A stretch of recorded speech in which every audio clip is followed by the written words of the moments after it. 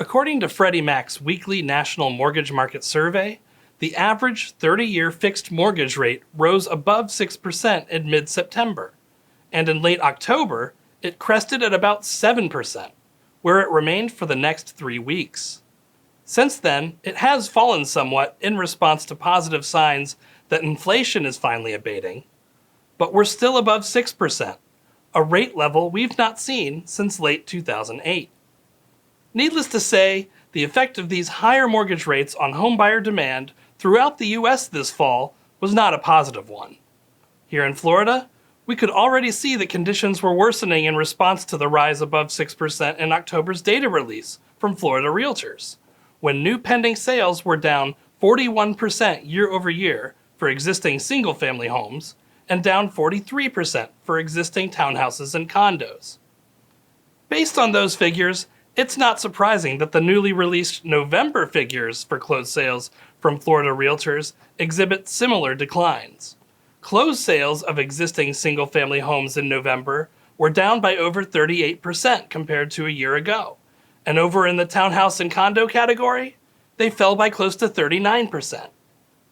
We should probably expect similar declines in closed sales in December as well, given that rates were at their recent peak near 7% for much of November, when many of the homes scheduled to close in December were going under contract. This is reflected in the year-over-year changes in new pending sales reported for November, a decline of nearly 37% for single-family homes, and a more than 42% drop for townhouses and condos.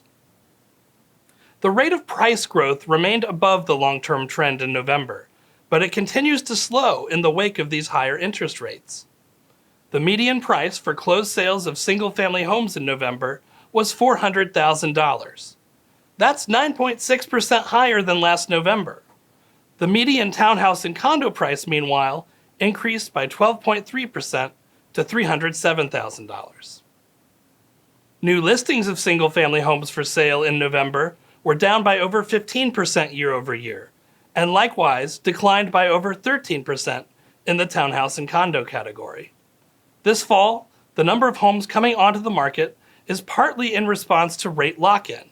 That is, a number of current homeowners have a much more favorable mortgage rate on their current home than they could get on the market right now, which makes for a strong disincentive to sell until conditions improve.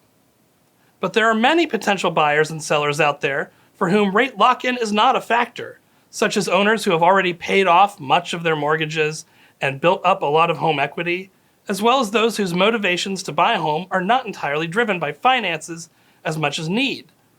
While inventory levels are still far from pre-pandemic standards in most parts of the state, they are still much better than they were at the beginning of the year.